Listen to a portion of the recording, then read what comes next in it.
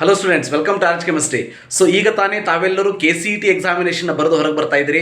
So ಯಾರ್ಯಾರು KCET examination ಬರೆದು ಇವತ್ತು ಹೊರಗೆ ಬರ್ತಾ ಇದ್ದೀರಿ ಅವರೆಲ್ಲರೂ ಕೂಡ ದಯವಿಟ್ಟು ನಿಮ್ಮ ಈ ಒಂದು ವಿಡಿಯೋವನ್ನು ನೋಡ್ತಾ ಇದ್ದರೆ ನಿಮ್ಮ ಒಂದು ಅನಿಸಿಕೆಯನ್ನು, ಕೆಮಿಸ್ಟ್ರಿ ಎಕ್ಸಾಮಿನೇಷನ್ ಹೇಗಾಯಿತು, ಈಸಿ ಇತ್ತಾ, ಟಫ್ ಇತ್ತಾ, ಫಸ್ಟ್ PUC ಈಸಿ ಇತ್ತಾ, ಸೆಕೆಂಡ್ PUC ಈಸಿ ಇತ್ತಾ, ನಿಮ್ಮ ಒಂದು ಅನಿಸಿಕೆಯನ್ನು ತಿಳಿಸ್ಕೊಡಿ.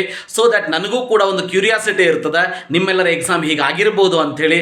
ಸೊ ಆ ಒಂದು ಕ್ಯೂರಿಯಾಸಿಟಿಗೋಸ್ಕರ ಕೇಳ್ತಾ ಇದ್ದೀನಿ. ಸೊ ಇದರ ಜೊತೆಗೆ ನಾನು ಈಗ ತಾನೇ ಒಂದು ವಿಡಿಯೋವನ್ನು ಮಾಡಿದ್ದೀನಿ. ನಾಳೆ ಸೆಕೆಂಡ್ PUC ಎಕ್ಸಾಮಿನೇಷನ್ ರಿಸಲ್ಟನ್ನು ಅನೌನ್ಸ್ ಮಾಡ್ತೀನಿ ಅಂಥೇಳಿ BC ನಾಗೇಶ್ ಸರ್ ಅವರು ಆಲ್ರೆಡಿ ತಮ್ಮ ಟ್ವಿಟರ್ ಹ್ಯಾಂಡಲಲ್ಲಿ ಎಕ್ಸ್ಪ್ಲೇನ್ ಮಾಡಿದ್ದಾರೆ.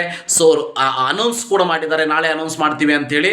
ಸೊ ದಯವಿಟ್ಟು ಯಾರೂ ಕೂಡ ವರಿ ಮಾಡ್ಕೊಳ್ಳೋಂಥ ಅವಶ್ಯಕತೆ ಇಲ್ಲ. ನಿಮ್ಮ KCET ಎಕ್ಸಾಮಿನೇಷನ್ ಅಂತೂ ಮುಗಿದುಬಿಡ್ತು, ನಾಳೆ ಸೆಕೆಂಡ್ PUC ಎಕ್ಸಾಮಿನೇಷನ್ ಬರ್ತದೆ. All the best for your second PUC examination.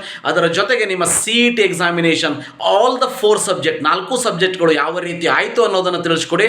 ಅದರ ಜೊತೆಗೆ ಕೆಮಿಸ್ಟ್ರಿ ಎಸ್ಪೆಷಲಿ ಈಸಿ ಇತ್ತಾ, ಡಿಫಿಕಲ್ಟ್ ಇತ್ತಾ ಅನ್ನೋದನ್ನು ತಿಳಿಸ್ಕೊಡಿ. ನಾನು ಕೂಡ ಇನ್ನೂವರೆಗೆ ಪೇಪರ್ನ ನೋಡಿಲ್ಲ. ಪೇಪರ್ ನೋಡಿದ ತಕ್ಷಣ ನಿಮಗೆ ತಿಳಿಸುವಂಥ ಪ್ರಯತ್ನವನ್ನು ಮಾಡ್ತೀನಿ. Thank you. Have a nice day.